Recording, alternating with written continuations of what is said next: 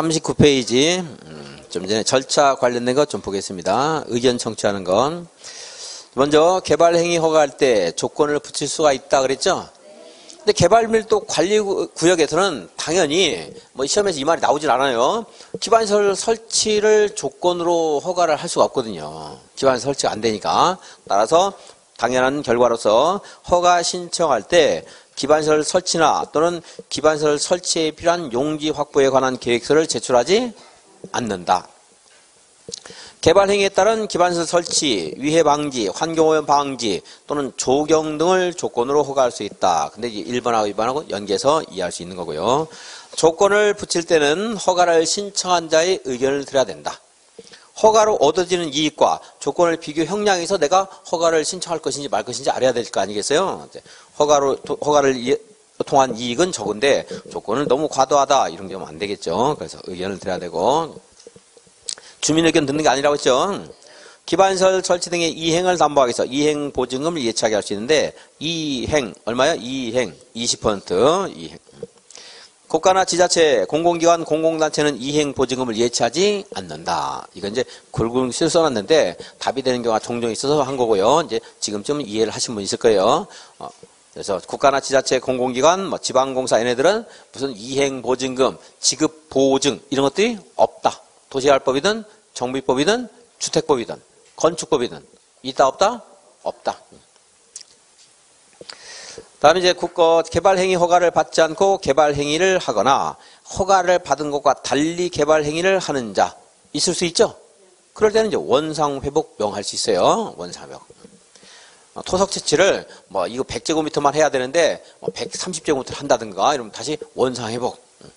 조치 명할 수도 있겠죠? 원상회복이 가능하다면 그 경우에 원상회복을 명할 수 있는데 또 이걸 들어먹지 않는 사람이 있을 수 있잖아요.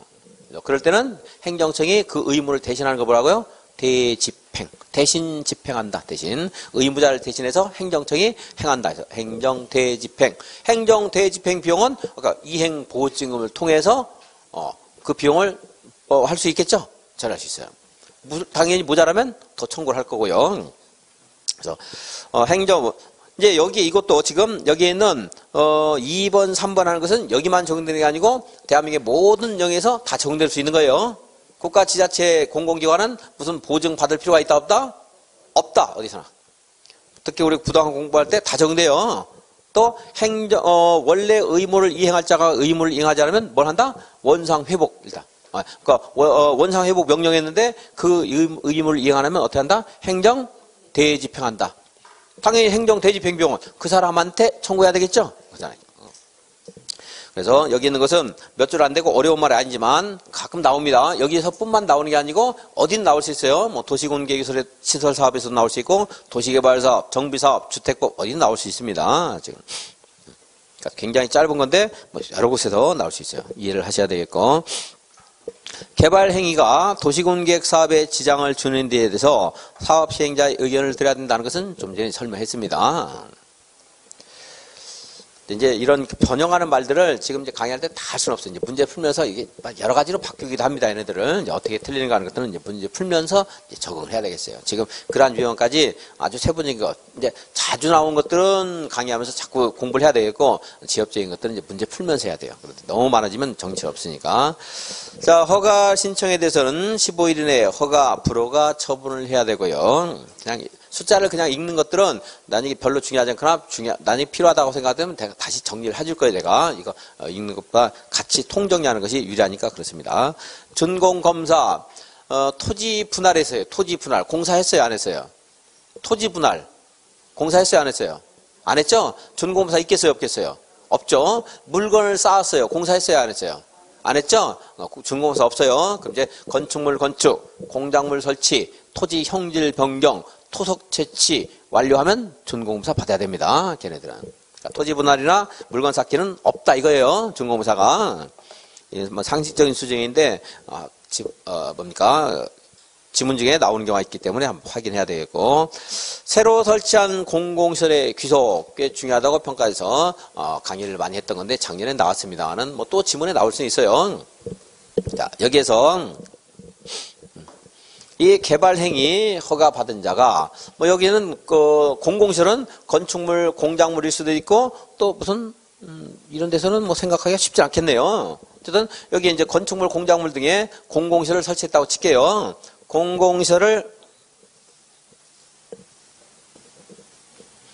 여기에 있는 해당되는 것은 이제 공공시설을 설치했습니다. 공공시설. 뭐 학교로 할까? 자, 그래서 여기에서요. 기존에 학교가 있었는데 이 학교가 인구가 줄어들어서 여기 뭐 따로 쓰기 그래서 이제 다 큰 학교를 하나 지어서요. 여기저기서 이제 학생들 다 해서 거점 학교를 하나 만들었습니다. 공공시설을 새로 설치했죠. 기존에 공공시설이에요. 근데 이 공공시설을 설치한 자가 행정청인 경우가 있고 행정청이 아닌 경우가 있고 그럴 수 있겠죠.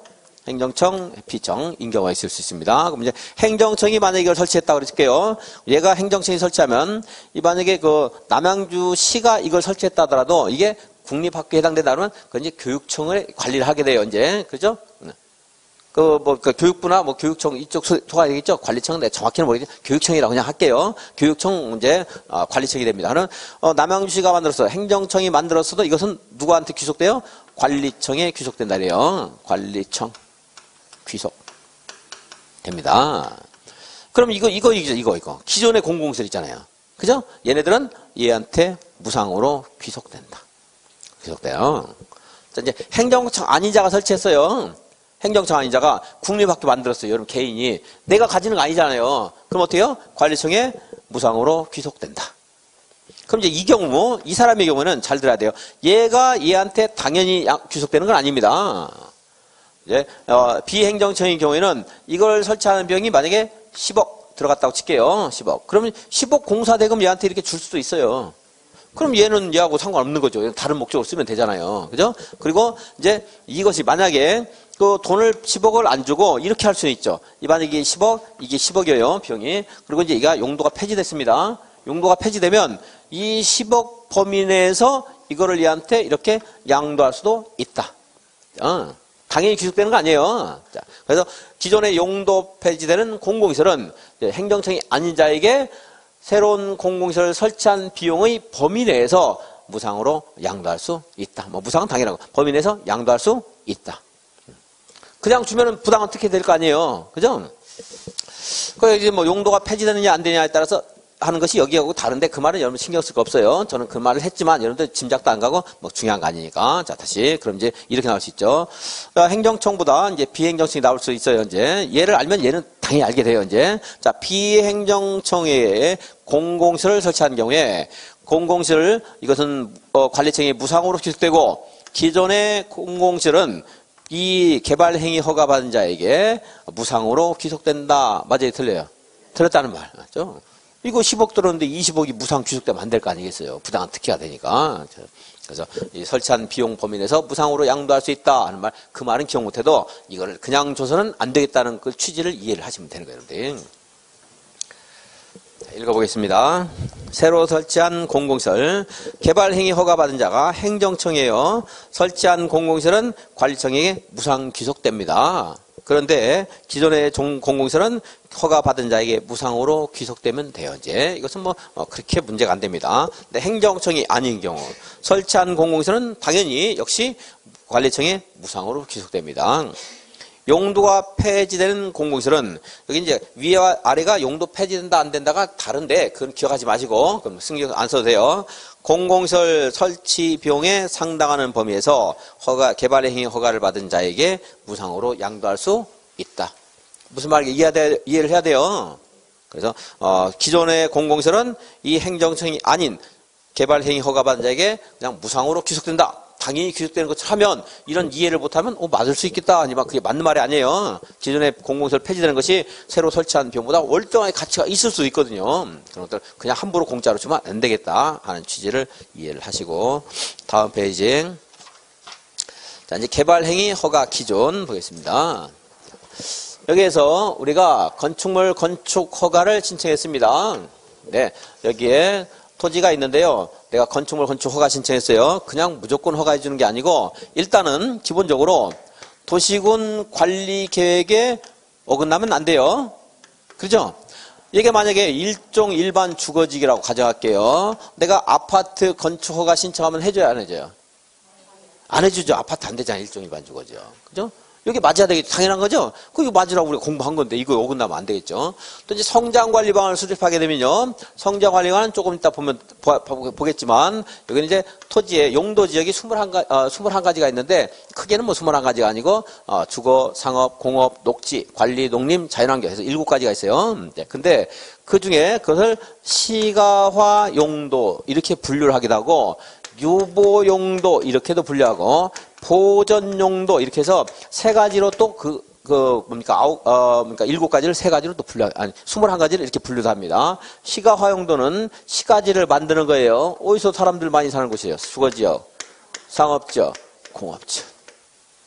자, 유보용도와 보전용도 이거 한번 살짝 그림을 그려보겠습니다. 여러분들 공부 어지간히 돼도 또 이게 나올 때 좀 헷갈리니까 자꾸 할 거예요, 이제. 자, 그럼 이제 주상공, 주거, 상업, 공업은 받고, 그럼 나머지가 뭐가 있어요? 녹지지역, 관리지역, 농림지역, 자연환경 보전지역 있잖아요. 그죠? 그럼 녹지지역은 보전녹지, 생산녹지, 자연녹지가 있죠? 관리지역도 보전관리, 생산관리, 계획관리가 있죠? 그죠? 그래서 여기에서 농림지역이나 자연환경 보전지역은 함부로 개발하면 안 돼요. 그러니까 보전용도. 여기 보전하라고 이름 붙여진 곳이 있어요. 보전관리, 보전녹지, 보전관리, 보전녹지. 그리고 이제 여기서 그러면 이제 뺄 때 이제 생산녹지가 여기 들어가는데 생산녹지가 이제 보전용도에 들어가는데 그리고 관리지역과 녹지지역 하게 되면요 관리지역이 조금 더 개발 가능성이 열려 있어요. 녹지지역보다. 근데 유보용도 지역은 경우에 따라 필요할 때 시가화용도가 좀 부족하면 이렇게 될 수도 있고 그리고 이제 그렇지 않을 때는 그냥 개발하지 않고 그냥 그러니까 보존하도록 하는 거. 그러니까 성격이 위로도 갈 수 있고 아래로 갈 수 있는 거 하는 것이 이제 유보용도 지역입니다. 유보용도 지역 보면은요. 유보용도 지역을 잘 기억하면 나머지가 이제 정리될 수 있으니까 얘를 잘 봐야 돼요. 자, 계획관리지역 유보용도 지역은 이제 아실 수 있겠죠. 거의 아실 거예요 지금은. 도시적으로 편입이 예상되는 지역이다 이거는. 건폐율도 얼마예요? 4계절. 용적률은 이제 100이고요. 그리고 이거 뭐야? 자연녹지. 보존할 필요가 있는 녹지이지만 불가피한 경우에 제한적인 개발이 가능하다. 특징을 제가 2가지 말했어요. 그래서 이 자연녹지, 계획관리, 그리고 자연녹지 하는 것은 대표적으로 이제 유보용도죠. 보존을 하고 있지만 필요할 때는 이렇게 이제 될 수 있는 것이 이 2가지. 그리고 생산녹지와 생산관리하면 그나마 누가 조금 더 개발 가능성이 열려 있다고 했어요? 생산관리. 그래서 생산관리지역까지 해서 이게 이제 유보용도 지역이에요. 그래서 이제 허가 기준을 좀 이따 공부할 건데요. 그 허가 기준이 그대로 적용되는 것이 시가화용도. 심의를 거쳐서 강화될 수 있는 것이 보전용도. 도시계획의 심의를 거쳐서 허가 기준이 완화될 수도 있고 강화될 수 있는 것이 유보용도죠. 이렇게 이제 나누기도 합니다. 그래서 이제 시가화용도, 유보용도, 보전용도 다시 성장관리방안 볼 때 다시 한번 보겠고요. 다시 한번 하겠습니다. 그래서 이 성장관리방안 수립은요 여기다 가는 거예요. 유보용도 지역과 보전용도 지역. 앞에 수식어는 볼 필요 없어요. 만약에 무분별한 개발이 진행될 것으로 예상되는 주거지역의 성장관리방안을 수립할 수 있다. 그럼 맞아요? 틀려요? 틀렸잖아요. 여기는 대상이 아니거든. 여기가 대상이에요. 유보용도와 보전용도죠. 그래서 이제 유보용도지역 알면 보전용도지역 알 수 있을 거예요. 그러니까 자연환경 보전지역에 성장관리방안 수립할 수 있다 없다? 있다. 여기는 다 돼. 여기는 주상공 아닌 건 되는 거예요. 그럼 성장관리방안을 수립한다는 말 자체가 무슨 말이냐면요. 기존의 용도지역과 다른 성장관리방안을 통제를 하겠다는 거예요. 무분별한 그런 개발이 진행될 것, 예를 들어 자연녹지역에 여러 가지 건축행위가 있다 하더라도 서로 듬성듬성 있으면 규제를 크게 안 해도 돼요. 그런데 축사, 창고, 묘지, 장례시설 이렇게 단독주택 이것이 한 동네에 밀집해 있으면 곤란할 수 있잖아요. 개발을 개인의 자유에 맡기면은 자연녹지에 허용되는 것들이 많은데 그것들을 같이 옆에 붙어 있으면 곤란하거든요. 그래서 이제 이 개발이 진행된 곳에서 성장관리방안을 수립해서 우리가 국토기획법 기본적으로 정하고 있는 자연녹지 지역에서 허용되는 건축물의 용도, 건폐율, 용적률 이런 것들을 성장관리방안으로 대체를 시켜요. 대체. 그러니까 우리 도시군관리계획으로 이런 것들을 정해줬잖아요. 근데 성장관리방안으로 여기에 해당 지역에 허용되는 건축물의 용도 그리고 건폐율, 용적률 이런 걸 따로 정해줘요. 따로. 그럼 여기 성장관리방안에서 내가 개발허가 신청했어요. 그러면 뭐에 맞아야 돼요? 이제 성장관리방안에 맞게 개발해야 돼요. 도시군관리계획 기본 원칙이 맞는 게 아니고 성장관리방안에 맞게. 그래서 자 관리계획이나 성장관리방안에 어긋나지 아니할 것 이런 말 있으면 맞겠죠? 성장관리방안 조금 딱 보겠거든요. 성장관리방안이 수립된 지역은 거기서 또 허용되는 그런 거 건폐율 등을 허용되는 용도를 남양주 시장이 성장관리방안을 통제를 해야지. 어긋나지 아니할 거 이런 것도 뭐 기억 안 해도 돼요. 이제 들으면서 자연스럽게 그냥 아는 거예요. 이런 것들은 뭐 시험에서 답이 아니에요. 이런 것들은 당연한 거고. 두 번째, 도시군계획 사업에 지장을 주면 돼야 안 돼요? 사업에 지장을 주면 안 되겠죠?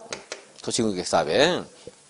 세 번째, 주변의 자연 경관이나 환경 등과 조화를 이루어야 돼요? 부조화를 이루어야 돼요? 당연히 조화를 이루어야 되겠죠. 주변에 환경이라든가 토지용 계획, 토지용 실태 하는 것들의 주변의 뭐 건축 현황 이런 것들과 조화를 이룰 것. 개발할 때 항상 우리가 고려해야 될 게 뭐예요? 기반시설. 기반시설이 충분히 갖춰져 있거나 아니면 기반시설 설치 계획이 적절하게 갖춰져 있을 것.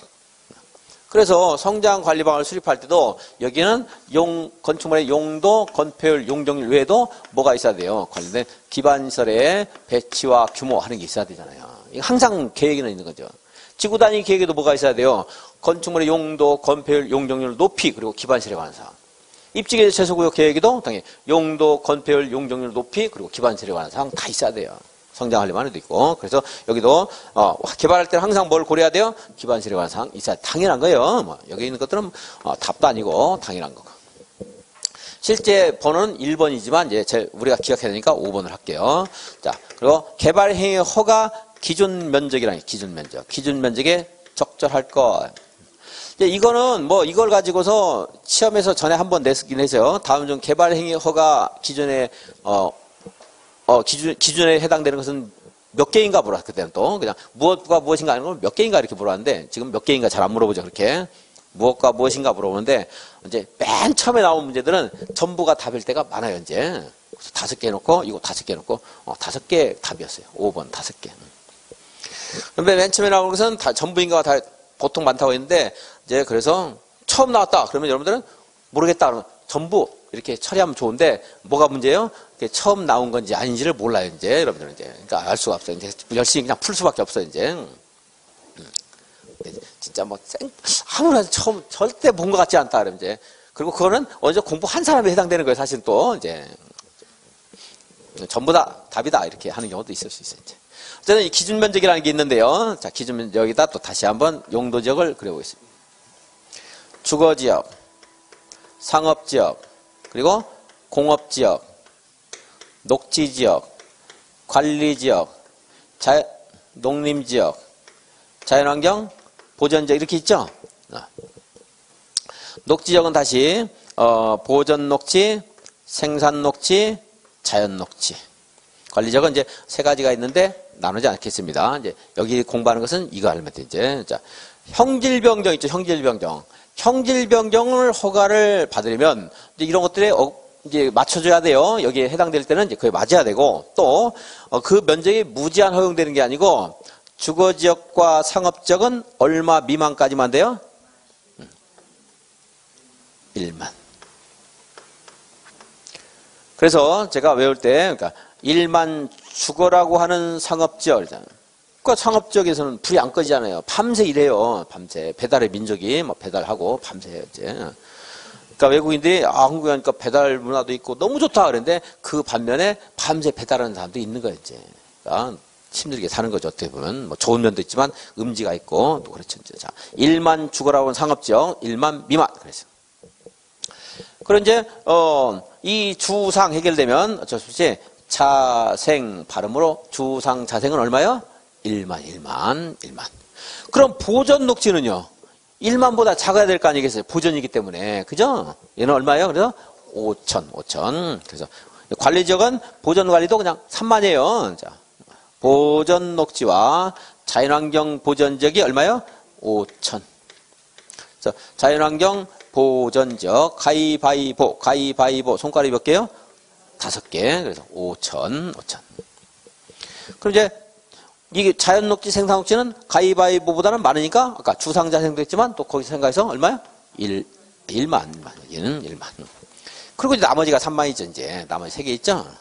공업지역, 관리지역, 농림지역은 얼마예요? 3만 미만까지 된다. 자, 그랬습니다. 이제 또 단순화 시켜보죠. 자, 주거지역과 상업지역 얼마요? 1만 주거라고 하는 상업지역 1만. 그럼 보전녹지 자연환경 보전지역 얼마예요? 가위바위보 5천. 나머지는 얼마? 3만. 이렇게 다시 한꺼번에 다 하려고 하지 말고. 그리고 정리가 되면 이것만 딱 해놓고 물론 주상 자생 보전녹지가 1만이니까 이제 자연녹지 생산녹지 1만이고요. 그래서 요거 딱 해놓고 이 2개 정도 해놓으면 나머지 걸러서 또 해결이 돼요. 이제. 그러니까 정신없을 때 그걸 뭐 쉽다고 해서 전체적으로 다 하려고 하지 말고 또 몇 개만 확실하게 기억하면 나머지 이제 추려질 수 있어요.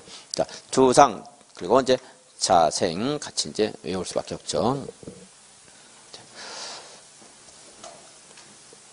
이거는 도시개발구역 지정과 똑같습니다. 도시개발구역을 지정할 때 주거지역과 상업지역은 얼마 이상으로 해야 돼요? 얼마 이상? 1만 이상. 이거는 1만 미만. 우리가 하는 거 1만 미만이고 도시개발구역은 1만 이상. 자연녹지 생산녹지는 얼마 이상? 1만 이상. 거기 이제 보전녹지는 대상이 아닙니다. 그러니까 열포고 도시외기지역은 관리지역, 농림지역, 자연환경 보전지역 안 따지고 다 그냥 30만 이상. 도시개발 30만 이상. 공업지역은 이제 3만 이상 똑같아요. 3만 숫자가. 도시개발구역까지 하면 어려우면 그냥 이거 일단은 주상자생은 다 얼마요? 개인이든 도시개발이든 1만. 이거 해놓으면은 나중에 이제 개별적으로 이제 어떤 요령을 통해서 이제 붙여가지고 하시면 될 거예요, 이제. 그 가위바위보 얼마다? 보전녹지와 자연환경 보전지역은 5천. 관리지역을 보전관리지역 이렇게 절대 시험 안 낼 거예요. 이렇게 그냥 그 관리지역만 낼 겁니다. 이렇게 지금까지 그랬고요. 관리지역은 얼마 이상? 3만 미만. 미만이죠. 이거는 미만. 3만 미만. 그렇습니다. 자, 허가 기준 면적. 물론 이제 특별한 특례 규정에 따라서 이제 농어촌 정비법에 따라서 농경지 조성한다든가 이럴 때는 이거보다 이제 더 많이 하는 경우도 있어요. 이제 뭐 주택건설 합의라든가 예외가 있는데 거기까지는 안 보겠고요. 그건 뭐 너무 복잡해서 안 돼요. 언젠가는 나올 거예요. 또 이제 틀리라고. 틀리라고 나오는 문제는 이제 틀려주면 되는 거고요. 자, 그래서 이거에 대해서 또 뭐 5개 해가지고는 안 나오는 거고 처음에 그렇게 한번 내면 그런 것들은 안 나와요. 이제 또 안 나오고 지문 중에 하나 나올 수 있어요. 지문에 나오면 뭐 지장을 주지 마라, 어긋나지 마라, 조화를 이루어라, 적절해라, 뭐 이런 거니까 뭐 어려운 거 없어요. 여기 이걸 외우라는 게 아니고 이제 성장관리 방안을 설명하기 위해서 이제 여기서 같이 한번 본 거고요. 여러분들 여기서 기억할 것은 요거 기억 못 해도 돼요. 근데 이제 기준 면적은 기억해야 돼요. 자, 주거지역, 상업지역, 자연녹지, 생산녹지, 얼마 미만? 1만 미만. 자, 정했습니다. 다른 것도 또 하시면 이제 오늘 요거 외우시고. 이게 허가 기준과 관련된 내용이었습니다. 자, 보겠습니다. 그게 어딨나? 40페이지 제일 위에 있네요. 주상자생 1만. 보전녹지 자연환경 보전지역 5천. 가운데는 안 읽을게요. 이렇게 해놓고 넘어가고 자꾸 하다 보면 나중에 이제 가운데 떠오를 거예요. 이제 여러분들이. 대상 토지가 둘 이상의 용도지에 걸치는 경우 있을 수 있죠? 그래서 이렇게 예를 들어서 주거지역에 2만 제곱미터, 공업지역에 2만 제곱미터 이렇게 걸치는 경우 있을 수 있잖아요. 그죠? 아니 뭐 주거지역 상업지역이라든가 걸칠 수가 있는데 그럴 때는 형질변경 허가 기준 면적을 적용할 때는 각각의 용도지역에 따른다. 각각의 용도지역의 기준에 따른다. 그럼 여기 얼마 받을 수 있어요? 1만. 여기 얼마 받을 수 있어요? 2만. 공업지역 3만까지 가능하니까. 네, 만약에 여기가 주거지역, 여기가 상업지역이에요. 2만 있어요. 1만 합치가 2만이죠? 그러면 안 돼요. 주거지역, 상업지역은 1만밖에 안 되거든요. 그래서 총 면적은 합한 면적이 가장 큰 용도지역에 허용되는 면적을 초과하면 안 돼요. 이해가 좀 더 쉽게 하면 이런 거예요. 주거지역에 4만, 공업적 4만 이렇게 한번 가정해 볼게요. 그러면 여기 얼마 돼요? 1만. 여기 얼마 돼요? 3만. 합하니까 4만이죠? 근데 공업적은 얼마까지 되는 거예요, 원래? 3만. 가장 큰 용도적이 허용되는 규모를 초과해서는 아니 된다. 왜냐하면 만약에 공업적이 사람이 다른 일을 공업적이 8만이에요, 이 사람. 얼마 받을 수 있어요? 3만. 그런데 오히려 더 용도 허가 기준이 작은 면적이 포함되어 있는데 이 총 규모가 얘보다 크다는 것은 이게 뭐 안 되는 거예요. 형평성이 안 맞아요. 그래서 이제 그 총 면적은 이렇게 둘 이상 용도에 걸쳐 있을 때 각각의 용도적에 따라서는 각각의 기준에 따르는데 총 면적은 가장 허가 기준 면적이 큰 용도적의 규모를 초과해서는 아니 된다 이 말이에요. 이제 그럼 읽어보겠습니다. 동그라미 2번. 대상 토지가 둘 이상의 용도적이 걸치는 경우에 각각의 용도적이 위치하는 토지 부분에 대해서는 각각의 용도적의 규모에 관한 규정을 적용하면 돼요. 그런데 각각의 면적을 다 합했더니 총 허가 규모가 가장 큰 용도적의 기준 면적이 이내라고 하면 각각에 따라서 그냥 개발하면 되는데 그 면적이 가장 큰 용도적의 기준 면적을 초과하는 것은 안 된다. 칠판에 쓴 요령이니까 한번 보시고 이제 문제를 또 풀면서 같이 또 어떻게 해결할 것인가 보겠습니다. 2, 3, 4, 5 여러분들 보시고요. 설명드렸고 그렇게 뭐 특별히 다시 설명할 말은 없습니다. 허가 기준을 적용할 때 본래 우리가 공부한 위에 있는 허가 기준을 그대로 적용하는 것이 무슨 용도지역? 시가화 용도 지역.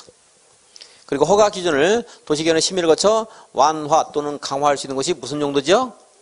유보 용도지역. 유보는 이게 일본식 한자인데 거꾸로 하면 보류잖아요. 보류. 뭔가 보류한다는 것은 다른 무엇을 결정하지 않고 미뤄두는 것을 보류한다 이런 말이잖아요. 여러분 잘하는 거 있잖아요. 보류. 복습 보류하는 거 있잖아요. 복습을 보류한다. 그래도 복습 보류하는 사람 괜찮아. 보존하는 사람보다 낫지. 교과서를 보존만 하는 사람. 자, 보류. 무엇인가를 위해 보류하는데 뭘 위해서 보류해요? 시가화를 할지 보존 용도를 할지. 그래서 허가 기준을 어떻게 하는 거? 유보 보류니까 강화 또는 완화하는 것. 유보 용도 지역. 그게 어디였어요? 대표적으로 그냥 계획관리부터 이제 생각해줘야 되는데 개발이 가장 열려있는 거 어디? 계획관리. 또 하나 더 있죠. 무슨 녹지? 자연 녹지. 그리고 이제 생산 보존은 안 되겠죠. 보존은 보존 용도니까. 그럼 이제 생산 녹지와 생산 관리가 있는데 그래도 좀 열려 있는 곳이 어디다? 관리지역. 그래서 생산 관리지역 이렇게 이제 외울 때는 생계로부터 자유로워야 자꾸 왔다 갔다 한다 해서 생계 자유 하지만 그렇게 외우는 것보다 여러분들이 머릿속 생각해서 찾는 것이 훨씬 나을 거예요. 이제 시간이 없어서 시험 보기 전에 뭐 2달 전에 공부 시작했다 이러면 제가 이런 말 안 하고 생계 자유 외워서 그냥 시험 봐라. 틀려도 어쩔 수 없고 할 텐데 이제 그렇게 외우는 사람이 틀릴 가능성이 더 높은 거예요. 이렇게 이해하는 사람보다. 그래서 그다음에 이제 보존 용도가 있죠. 보존 용도는 그 이제 유보 용도와 시가 용도를 빼는 거예요. 이제 물어볼 가능성이 별로 없어요. 그러니까 보존과 이제 녹지적 중에 뭐가 있어요. 이제 무슨 녹지? 생산 녹지. 그리고 농림지역과 농림지역 있는 거죠. 이제 있는데 그것을 보존 용도를 따로 정리하지 말고 유보 용도를 잘 알고 있으면 혹시 물어보더라도 알 수 있고 이렇게 해서 뭐 보존 용도가 뭐냐 이렇게 안 물어봐요. 시험에서 그렇게 물어볼 가능성 없어요. 이제 어디다가 성장 관리 방안을 수립할 수 있다고요? 유보 용도적이나 보존 용도적. 그러니까 주상공 아니면 돼요. 뒤에 무슨 말이 붙어 있을 때 여기에 성장 관리 방안 수립할 수 있다 이러면 앞에 수식어가 있더라도 그 무시하시고 주상공 아니면 되는 거예요. 자. 허가를 받으면 여기서 아까 말한 것처럼 이렇게 토지 형질 변경 허가 받았어요. 근데 그게 산지라고 했을 때 그럼 이제 산지 전용 허가는 여기에 있는 사람이 아닐 수가 있거든요. 산림청소관이에요. 그래서 여기에 있는 허가권자와 의제되는 행위 허가권자가 같으면 자기가 다 심의해서 허가를 해주면 되는데 이제 자기 허가권이 아닌 곳에서 허가에 포함된 내용이 있을 때는 어떻게 해야 돼요? 관계행정기관과 협의를 해요. 협의하는데 그 협의사항이 사실 배지 위에 보시면 개발행위 허가할 때 특별시장 군수가 개발행위에 대한 다음 인허가 등에 관해서 미리 관계행정기관의 장과 협의한 사항은 그 인가, 허가, 승인 등을 받은 것으로 본다 하는 거예요. 농지전용 허가 또는 협의, 농지전용 신고. 만약 농지라면 형질변경 허가를 해줬다고 칠게요. 건축물 건축할 수 있도록 하기 위해서. 그럴 때 허가하기 전에 어떻게 해요? 농지전용 허가권자와 미리 협의를 해야 돼요. 그러면 이제 협의를 하면 농지조정 허가를 받은 것으로 본다. 이렇게 되는 거죠. 그 내용은 이해를 해야 돼요. 여기서도 물어볼 수 있고 도시개발법, 건축법, 주택법 어디서도 물어볼 수 있습니다. 자. 그러면은 그 관련된 협의와 관련된 그 농지조정 허가와 관련된 서류를 우리가 이 허가 신청하면서 같이 제출해야 한다. 이건 너무 당연한 거고요. 이제 하천법에 따른 하천공사 시행 허가 및 하천점용 허가, 산지조정 허가, 산지소용 신고, 도로법에 따른 도로점용 허가, 하수도법에 따른 공공하수도에 관한 공사 시행 허가 이런 것들을 받은 걸 보고 아무튼 듣도 보도 못한 거 있어도 다 받은 것으로 본다.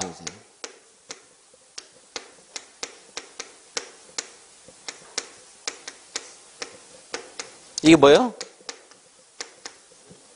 이게 뭐예요? 하자 잘보세요. 무연분모. 분묘. 제 분묘 아니고 연고가 없는 분묘. 무연분묘 개장허가 받은 것으로 본다. 이런 말 나와도, 그러니까 뭐가 나와도 받은 것으로 본다 하면 맞다 하시라는 거예요. 이걸 꼭 이게 나온다는 게 아니고 뭐든 나왔다. 왜냐하면 이제 국토계획법이나 도시개발법이나 정비법에서 의제되는 행위들이 달라요, 약간씩. 다른데 거기 굉장히 많은 내용들이 있어서 그걸 외우려고 할 게 아니고 이렇게 뭔가 이거 이상한데 이런 것도 의제되나 생각해도 그건 답이 아니에요. 그냥 맞는 거예요. 허가 받은 것으로 본다. 그때 외가로 2번 인가 허가 등의 의제를 받으는 자는 개발행위 허가 또는 변경 허가를 신청할 때 해당 법률에서 정하고 있는 관련 서류를 함께 제출해야 된다. 당연하고요.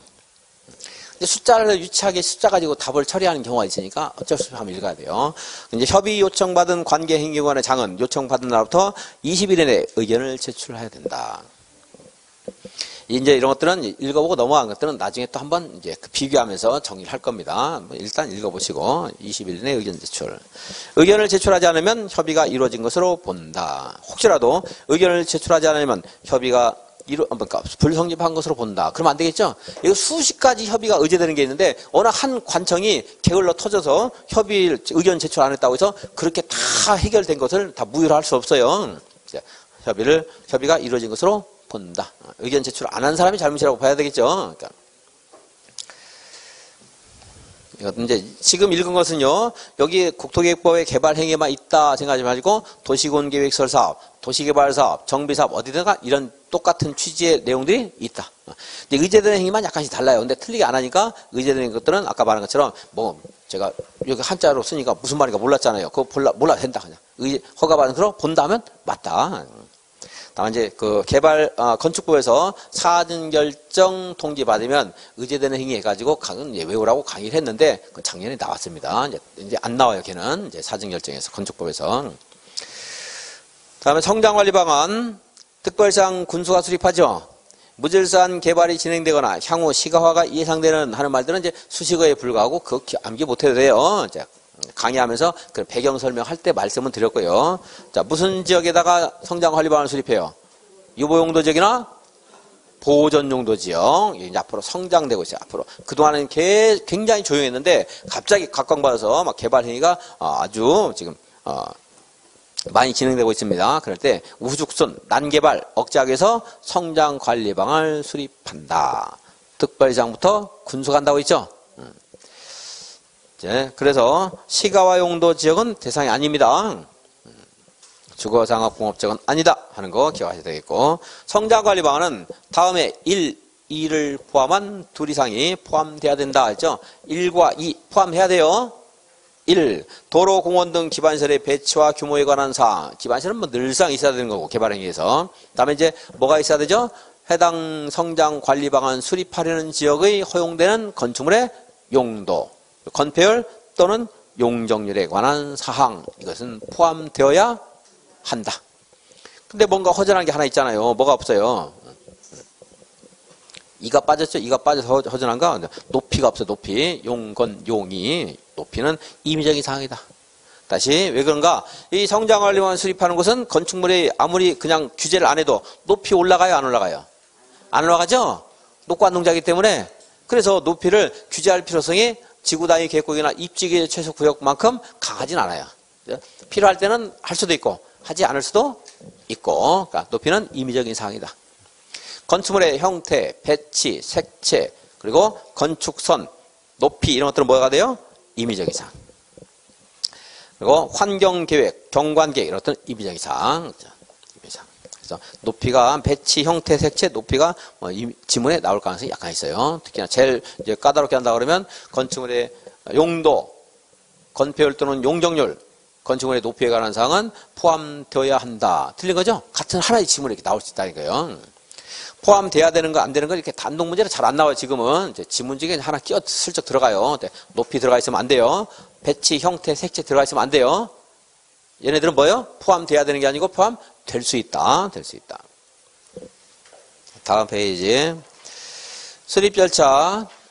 이거는 이제 여기에 있는 것 중에 이거 우리가 이제 오늘 공부하는 개발 파트에서 도시군 관리 계획과 절차, 형식 절차가 다 똑같은 게 여기에 이제 주민 의견도 들어야 되고 지방의 의견도 들어야 되고 협의도 해야 되고 심의도 해야 되는데 다 기억할 필요는 없습니다. 주민 의견을 들어야 된다.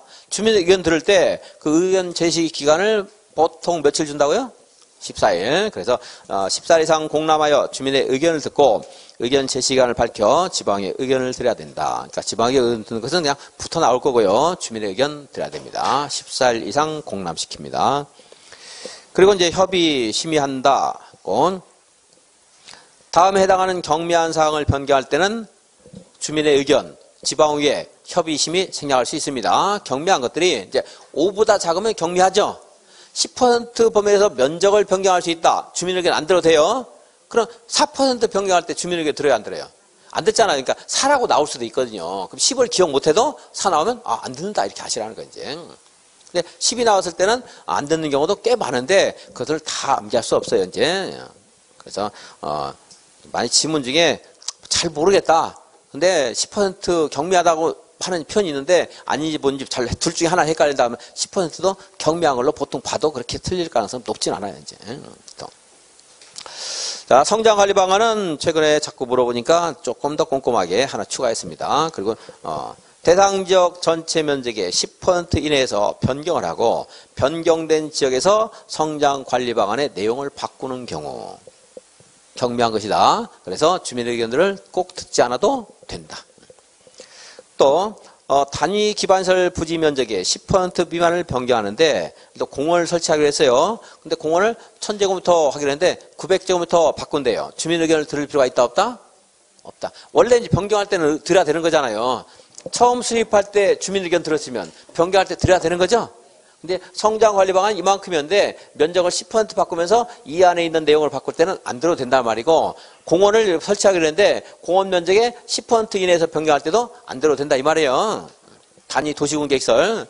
도로 설치하기로 했는데 도로 면적을 10%를 바꾼대요. 주민 의견 듣지 않아도 된다 이 말이에요. 근데 도로의 시점과 종점이 바뀌어요. 면적은 5%밖에 안 바뀌는데 시점과 종점이 바뀌면 주민들 이용하는 주민들의 권리관계에 영향을 크게 미쳐요. 작게 미치는 거예요. 크게 미친다. 크게 미친다. 그래서 시점과 종점이 바뀐다는 말은 넓게 보면 이런 말을 할 수 있어요. 무엇인가 설치하기로 했는데 위치를 바꾼다. 뭐 이렇게 말할 수도 있는 거죠. 근데 시점과 종점이니까 단순한 위치가 아니고 이 권리를 행사하는 사람에 큰 영향을 미치는데 그래서 시점과 종점이 바뀐다 이런 말 나오면 어디선가 나와도 이거는 중대하다 생각하시고요. 위치를 변경한다 이래도 중대하다고 볼 수 있어요. 이것도 이거의 일종이라고 볼 수 있어요. 위치를 바꾸는 것의 일종. 여기가 도시 성장관리방을 수립하고 있는 것인데 공원을 여기다 설치하기로 했어요. 공원을. 근데 면적을 10% 늘리거나 줄이는 것은 경미하다고 했잖아요. 근데 공원을 여기다 설치하기로 해놓고 면적은 똑같은데 여기다가 공원을 설치기로 바꿔요. 이렇게. 면적은 똑같아요. 1000제곱미터. 근데 여기다 하기로 했는데 여기로 바꿔요. 위치가 바뀌었죠. 중대하다, 경미하다. 중대하다. 위치가 바뀌어요. 이거 이용하는 사람들 주변의 주민들의 권리관계에 영향을 미치잖아요. 그래서 위치를 바꾼다 할 때는 농지법이 됐든 주택법이 됐든 어디 갔더라도 일단 중대하다. 중대하다. 그래서 주택법에서도 이렇게 주택 단지 안에 여기다가 놀이터를 설치하겠어요. 놀이터. 복리설이잖아요. 근데 여기에 설치하기로 놓고 얘를 면적은 똑같은데 여기다 옮기기로 했어요. 이렇게. 그러면은 이 사람의 권리관계에 영향을 미치잖아요. 그러니까 위치를 바꾼다 할 때는 중대하다 생각하시면 돼요. 뭐 나와주면 다행인데 안 나오면 이해는 어려운 거 아니니까 이런 때는 어디다 다 써먹을 수 있으니까 말하는 거야. 이거 중대하다, 경미하다. 근소한 위치 변경. 경미하다. 이제 알잖아, 이렇게. 그냥 이런 것도 이해 통해 알 수 있는 거거든요. 숫자는요. 모르는 거예요. 5든 6이든 5는 중대하다. 6은 좀 몰라요. 이건 외워야 되니까. 근데 이런 것도 이제 자꾸 듣다 알 수 있는 거예요. 근소한 위치 변경. 이렇다. 나오면 뭔가 어디 나오더라도 여기 나왔던 탈에 나왔던 이건 경미하다 이렇게 할 수 있습니다. 이제 주택법에서 이제 뭐 내부 위치를 바꾸는 거, 내부 위치. 각 이 101호인데 내부 위치를 약간 바꾸는 거 이런 것들은 이제 근소한 위치 변경이라고 볼 수 있거든요. 이게 만약에 욕실인데 욕실 면적의 10% 범위 내에서 위치를 변경하는 거 약간 바뀐 거잖아요. 다른 데 엉뚱하게 바뀐 게 아니고 이런 것들은 근소한 위치 변경에 해당될 수 있는 것들인데 그거는 예외도 있지만 이제 지금 주택법 말한 것은 신경 쓰지 마세요. 너무 어려우니까 이건 이제 뭐 나올 가능성이 많지 않습니다. 근소하다 이런 말 나오면 경미하다 생각하실 수 있겠어요. 여기 있는 것만 일단 봅니다. 양반은 이번에 도로의 시점과 종점이 바뀌었다. 이럴 때는 중대한 거예요. 그죠? 어디 나와도 이해하시고. 자, 3번. 건축물의 배치, 형태, 색채, 높이는 임의적인 사항입니까? 필수입니까? 임의적이죠? 얘네를 바꾸는 것은 경미합니다. 그럼 이제 어떻게 또 답이 나올 건가도 말을 해줘야 돼요, 여러분들한테. 건축물의 높이, 건표를 변경하는 경우에는 주민의 의견을 생략할 수 있다. 맞아요, 틀려요? 틀렸잖아요. 건폐율 용적률을 바꿀 때는 중대한 내용이 되는 거예요. 그때는 의견을 드려야 돼요. 그래서 면적 하는 말 나오면 10% 여기 이제 성장 관리 방안에 하는 거예요. 10% 하면 이제 경미하다. 근데 높이 중대하다, 경미하다, 경미하다. 근데 시점과 종점이 바뀌었어요. 중대하다. 건폐율 바뀌었어요. 중대하다. 이렇게. 고시하고 열람시키고요. 자, 이제 또 나올 가능성이 있는 거 하나. 어려운 거 아니니까 또 한번 기억을 해 주십시오. 유보용도 지역 있죠. 유보용도 지역. 그죠? 유보용도 지역은 그 기준을 강화할 수도 있고 완화할 수도 있다고 했잖아요. 그죠? 그러니까 건폐율 용적률 같은 것도 강화, 완화, 이 가능한데 그 기준을 우리가 법에서 제시하고 있습니다. 건폐율을 완화할 수는 있는데 완화를요. 계획관리적은 얼마까지 가능해요? 성장 1년에 몇 센치 크면 성장이라고 했어요? 10cm. 뭐 그 건폐율 기준이 55 이런 건 없어요. 했다면 10씩 바뀌어요. 자, 얼마 크면 성장했어요? 10. 자, 계획관리적은 건폐율 얼마까지 완화할 수 있다? 50. 그리고 또 뭐가 있죠? 자연녹지 지역 있죠? 유보용 디자인 얼마까지 완화할 수 있다? 30. 생산관리지역 얼마까지? 30. 그래서 10씩 성장시켰다. 성장관리 방안에서는 이 유보용도죠. 자연녹지 생산관리, 계획관리에 대해서 건폐율을 완화할 수 있는데 그 완화는 10씩 성장시켜. 10. 그럼 기억을 할 수 있겠고 얘는 이제 여기서 물어볼 가능성이 더 높은데 만약에 건폐율에서 건폐율 그 규정에서 그냥 같이 함께 묻어나오는 경우도 혹시 있을지 모르지만 물어보면 거의 여기서 물어볼 겁니다. 이제 성장 관리 방안의 내용으로 옳은 것은 그런 것을 하면서 이런 것들은 전부 까다로운 지문만 5개 만들진 않죠. 이제 쉬운 지문도 뭐 2개, 3개, 그리고 어려운 지문도 1개, 2개, 3개 이렇게 넣을 수가 있어요. 그때 이제 지문 중에 하나 나올 수 있다. 물론 단독 문제 나올 수 있고 건폐율 하나 이것은. 성장 관리 방안을 물어보는 데서 단독 문제 나올 수 있어요. 기억하시고. 자, 개발 행위 허가 제한 있는데요. 개발 행위 허가 제한까지 보고 10분 쉬겠습니다.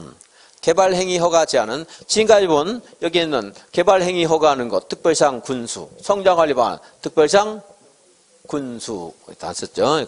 특별상 군수. 저기 주민 의견 안 됐지만 이거 주민 의견 들어야 안 들어요? 주민 의견 들어야 된다.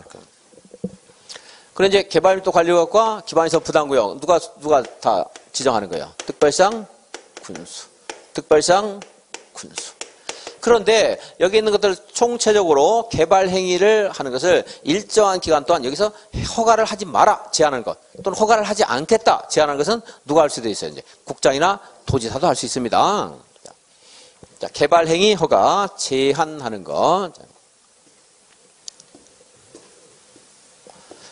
여기에 있는 이 개발 행위 허가를 제한할 수가 있어요. 이걸 제한하는 거니까 특별상 군수보다 상급자가 할 수도 있어요. 누가 할 수 있다? 국장이나 도지사가 할 수 있으니까 특별상 도지사를 줄여서 시도지사. 그리고 시장 군수도 할 수 있습니다. 이제 제한할 때는 이제 시장 군수 의견 들어야 됩니다. 시장 군수 의견 듣고 이것도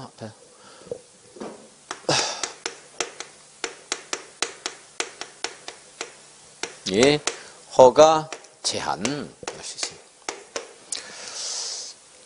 그래서 전에 이제 다시 주민 의견 안 됐죠? 이거 주민 의견 들어요, 안 들어요?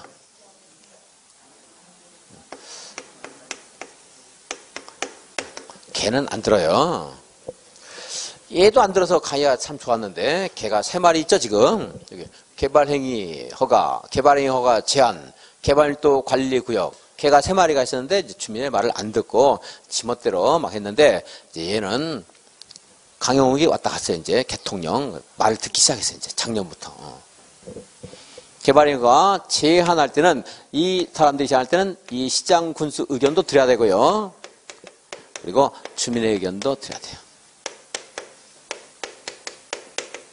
드려야 된다. 이렇게 딱 바뀌었어요. 주민 의견.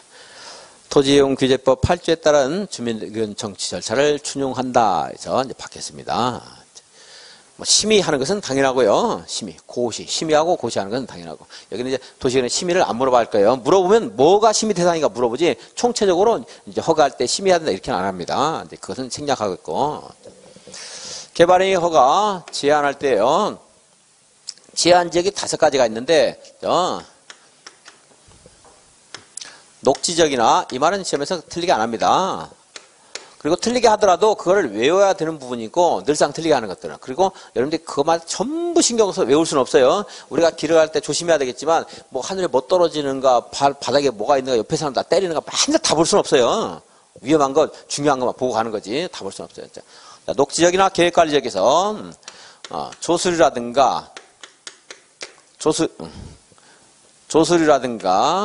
수목이라든가 우량농지를 보호하기 위해서 개발행위 허가를 몇 년간 제한할 수 있죠? 3년간 제한할 수 있어요. 도시근에 심의해야 돼요. 자, 심의하고 물론 시장군수 의견도 듣고 주민의 의견도 듣는 겁니다. 우수수지역. 그리고 이제 주변에 경관, 미관, 문화재 등을 손상 오염을 방지하기 위해서 또 개발 행위 허가를 제한할 수가 있어요. 국장이나 도지사 제한할 때는 시장군수 의견을 드려야 되고, 그리고 이제 주민의 의견도 드려야 됩니다. 몇 년간 제한할 수 있어요? 3년간 제한할 수 있습니다. 도시군